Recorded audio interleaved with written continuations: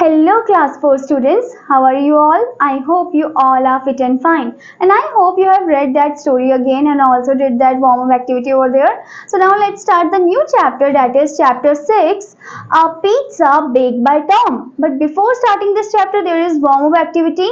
We eat a variety of food items which are cooked in a number of ways.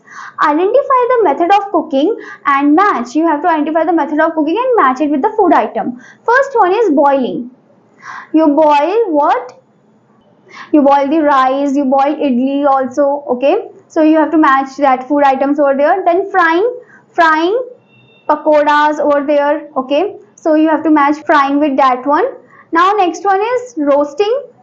Roasting, you can see the maize over there, the makki, in Hindi it is known as makki, okay?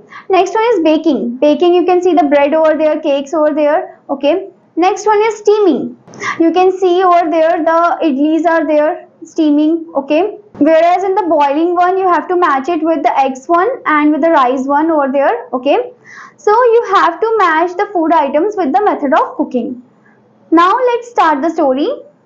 Now here's the true story of a naughty boy called Tom who decided to bake a pizza for his dad and mom. He pulled out from a cupboard an old recipe book, and when he saw the work to do, his hairy head he shook. He wrote the list of ingredients for baking it would take to surprise his parents with the cheesy pizza that he would bake. Tom jogged back from the market with all the things he bought and laughed at the confusion caused by stray dogs which had fought. He raced into the kitchen and started all his work, for not a step in the recipe was Tom about to shirk. He pulled out a baking pan from the bottom of the pile, and crashing down came pots and pans like the river Nile. He hadn't time to clean up as he thought he would get late. It was 5 p.m. then, and his folk would return by 8. So on went Tom with the chopping of every vegetable. By the end there were 100 things on the kitchen table. Tom splashed the pizza with cheese and sauce of every kind.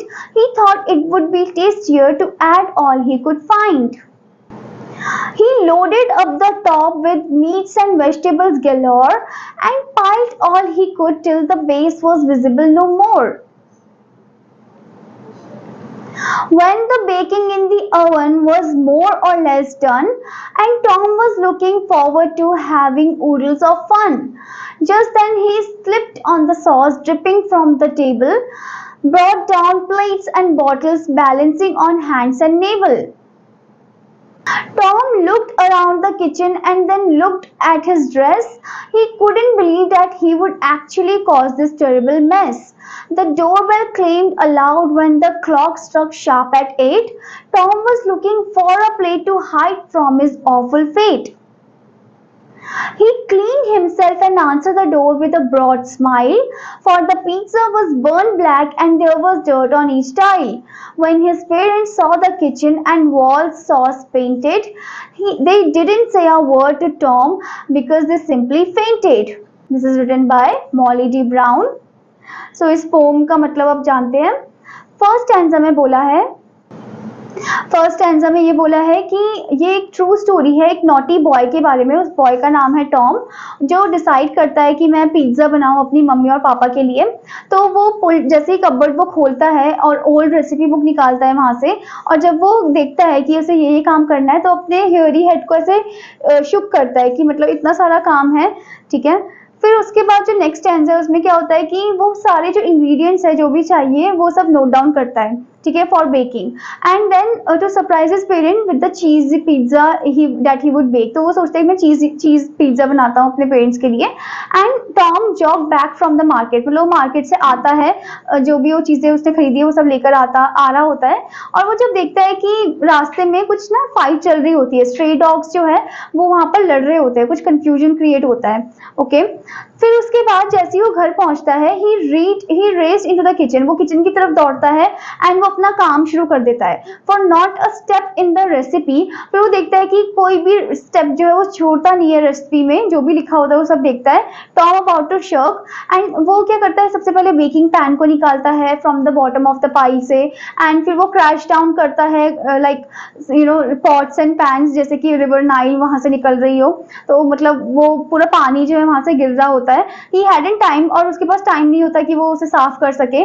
क्योंकि वो बहुत late हो रहा है वो बनाने के लिए, क्योंकि इट वॉज 5 PM, वो 5 PM हो चुके हैं, और उसके जो पेरेंट्स हैं वो आने ही वाले होंगे, वो लाइक एट 8 अराउंड 8 PM वो पहुंच जाएंगे। ऑन लाइक टॉम जो अपने काम को कंटिन्यू करता है, वो चॉप करता है वेजिटेबल को। By the end there were 100 things on the kitchen table. अब किचन टेबल में बहुत सारी चीजें ऐसे बिखरी हुई होती है। उसके बाद क्या होता है, Tom splash the pizza with चीज। अब वो पिज्जा में स्प्लैश करता है चीज वगैरह, सॉस वगैरह सब कुछ डालता है। वो सोचता है कि ये सारी चीजें डालने से पिज्जा जो है वो बहुत ज्यादा टेस्टी होगा। ओके, फिर उसके बाद वो ही loaded up the top with meats and vegetables galore. वो बहुत सारे मीट्स और वेजिटेबल को डालता है टॉपिंग्स में। ओके, एंड वो पाइल करता है जो भी वो मतलब चीजें डाल सकता है वो सभी डालता है उसमें, जब तब तक डालता रहता है जब तक वो बेस जो था पिज्जा का वो विजिबल ना हो। ओके, मतलब उसे पूरी तरीके से भरना चाह रहा था वो।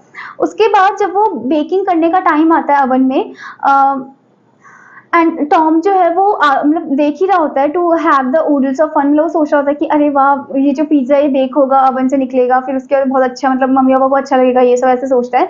जस्ट देन फिर उसके बाद एकदम से क्या होता है, वो स्लिप हो जाता है ऑन द सॉस, क्योंकि सॉस वहां पर ऐसे ड्रिप हो रखा होता है फ्लोर में, तो वो वहां पर स्लिप हो जाता है।